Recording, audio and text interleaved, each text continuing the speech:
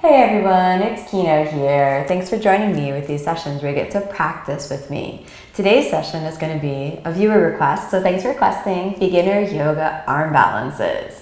When you're ready to begin, come to a comfortable seated position, hands in prayer to initiate our space. One inhalation.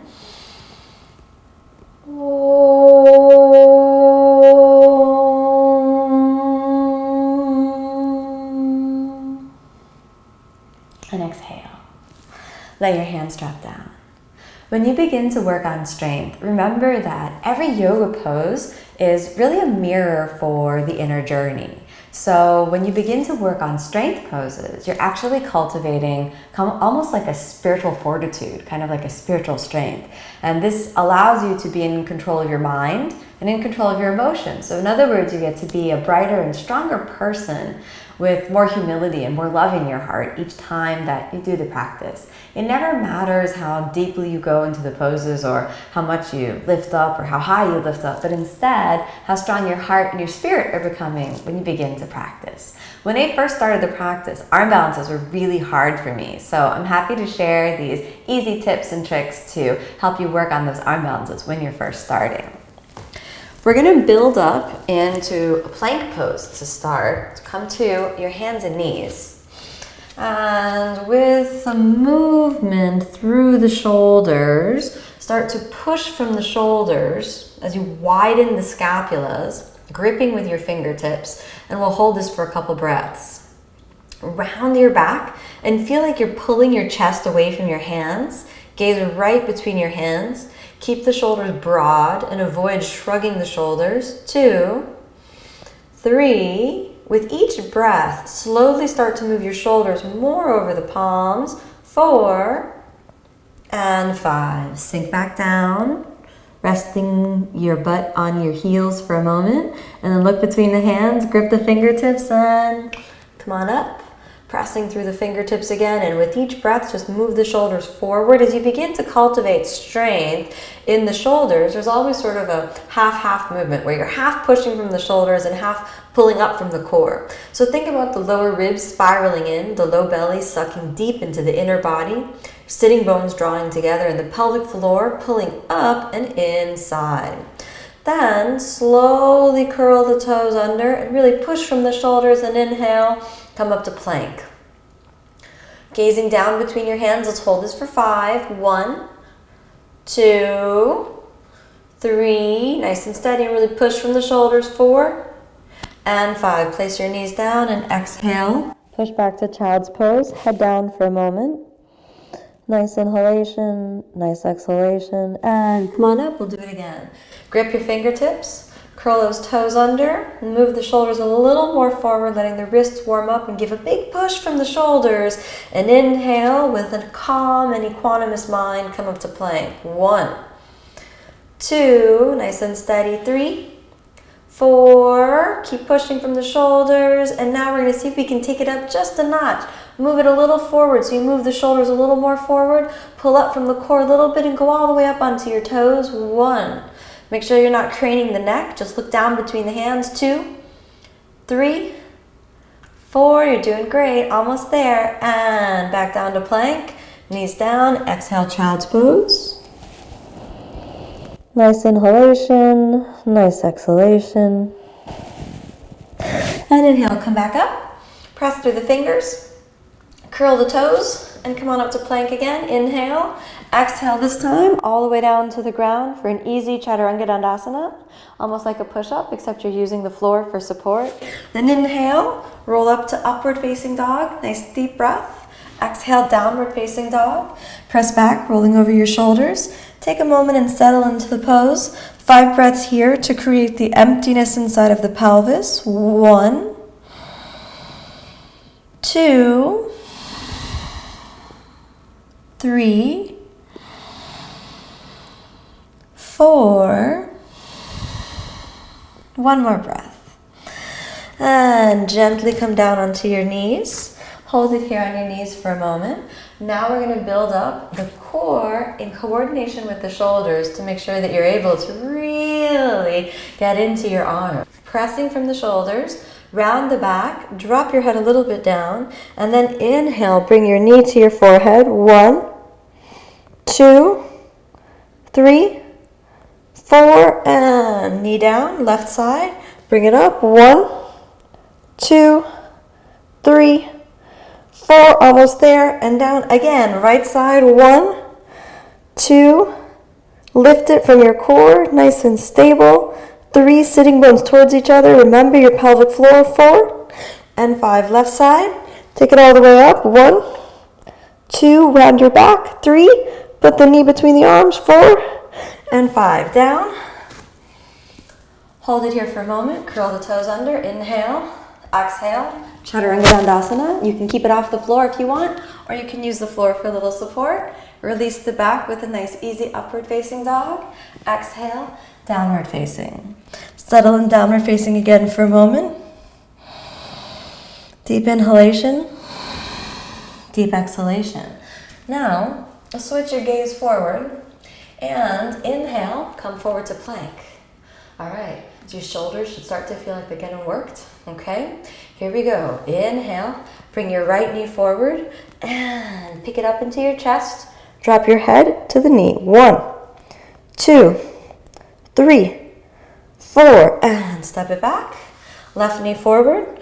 Pick it up into the chest. Drop in the head. 1, 2, 3, 4, and step it back. Exhale, chaturanga. You can always use the floor if you want a little break. Inhale, upward facing. Release the back. Exhale, downward facing. Now, hold here for a few more moments. Deep inhalation, deep exhalation. Gazing all the way towards the belly button if you can. Let the mind rest, cultivating calm and equanimity. And switch the gaze forward. Come back onto your knees. Now we're going to actually practice lifting the whole body onto the arms. The pose that we're working on now is called Bakasana position. This is the crane pose. We're going to take it into a few different levels, so even if you've never tried before, you'll feel like the pose begins to be accessible now that your shoulders and your core muscles are really warmed up. Curl the toes under, right underneath you, and come to a squatting position. If your squat is not so good or you feel like you can't squat, take your feet wider apart, and you may want to perch on the balls of your feet to get your pelvis closer to the ground. The deeper you can sit into the hip joints, the easier that Bakasana is going to be for you. Now, squeeze the knees onto the outer edges of the shoulders and hands in prayer. 1, and we're stabilizing the shoulder girdle from here. So start to feel like your body's lifting itself from here. 3, 4, and hands down. The shoulders are real nice and stable. The shoulders are firm, and lean it forward. Start to push the knees into the armpits. Hold it here, and make sure you don't gaze up, or that's going to crunch the neck. So instead, just look right between the hands. Start to move forward, and now 1 foot off the ground. 1, 2, get a little bend in the elbows and keep pushing from the shoulders. 3, 4, take that right foot down, left foot up. 1, 2, 3, keep breathing. 4, keep using the abdominal muscles. And 5, sink it back down, hands in prayer. Okay, now we'll see if it's possible to lift both feet off the ground. You can't lift both feet, just stay with 1 foot off the ground for now, and slowly, as you push more from the shoulders and pull up more from the core, then you'll be able to find both of those legs eventually coming off the ground. So here we go. Hands to the ground, squeeze the knees, and then inhale.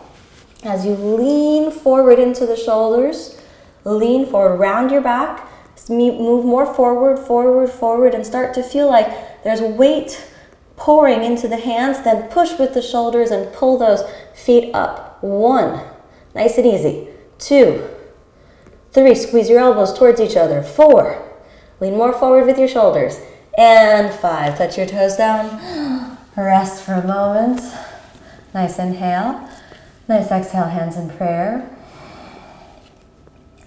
Next one, we're going to see if it's possible to jump back all right? When we jump back from Chaturanga Dandasana into Chaturanga Dandasana, you're going to feel that your body catches. You have to really feel stable in both Bakasana, the crane pose, and Chaturanga Dandasana, the push-up pose. If you don't feel stable in either of those two poses, just go ahead and step back when it's time to jump back. So really take your time, and you can repeat this class as often as you want to really build up that strength and in your body, in your mind, in your whole life, really. Now, we'll do this together. Hands move forward. Just take it nice and easy. Don't try too hard. Remember, you do it, you don't do it, you're still a good person. Don't stress, all right? Don't assign your value, your self-worth to the pose. Your value comes from the purity of the inner being, all right? Now, move the knees into the shoulders.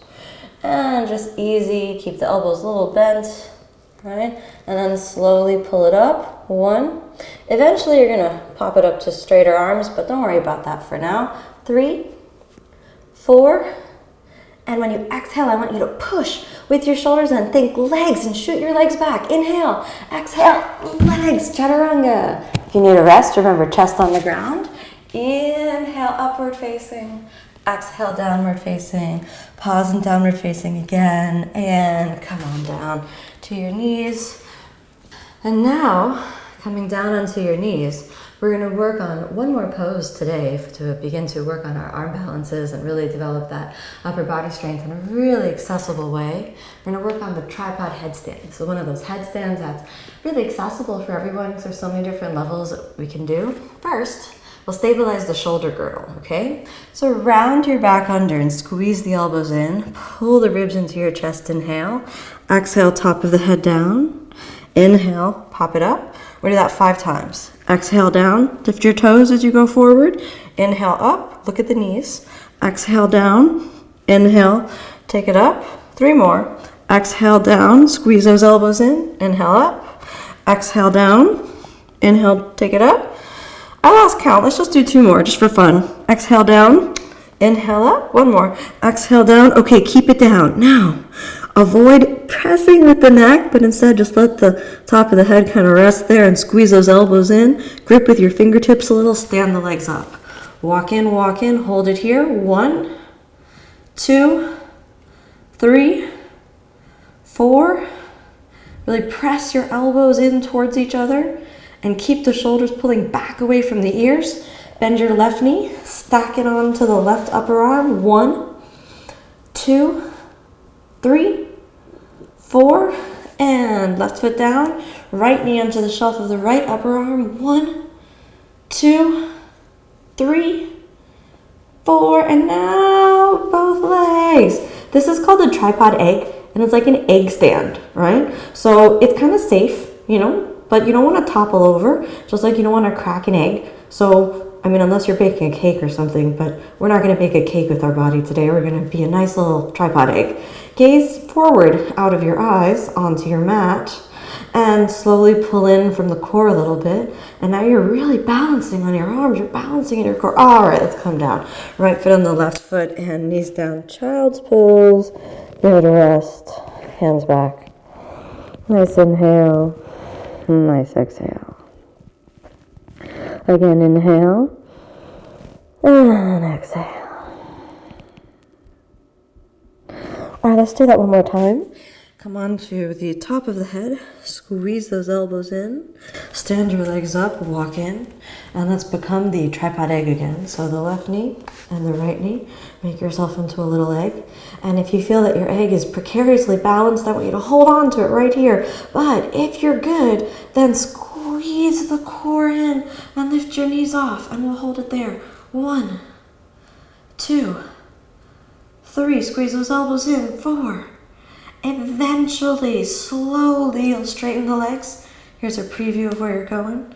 Don't do that too soon. Really feel the core muscles pulling in. And slowly bend the knees. Stack yourself back where you came from. 1 foot, the other foot. Instead of child's pose, you're going to step it back to Chaturanga Dandasana. Inhale, upward facing. And exhale, downward facing. Look forward.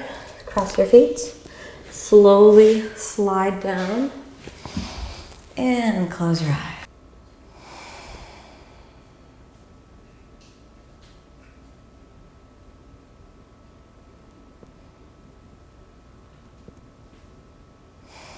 And as you're lying here, let your whole body rest.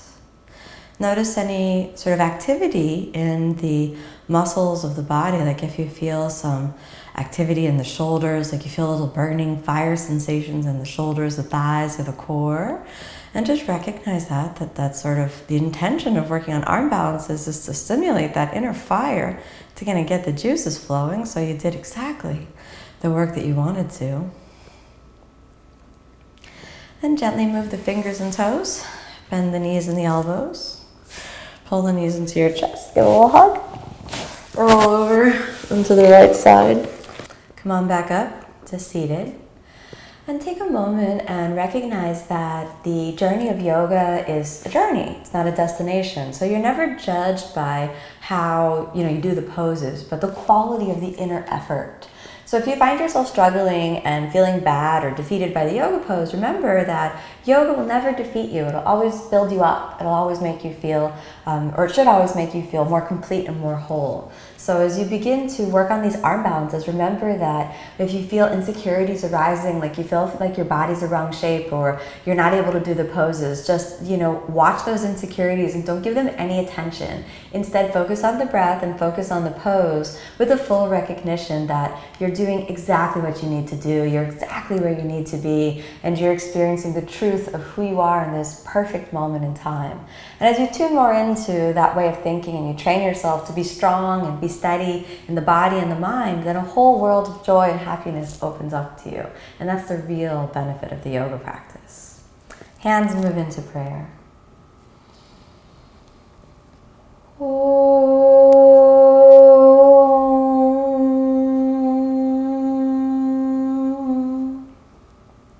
Thank you for letting me be your guide on the inner tradition of yoga. Namaste.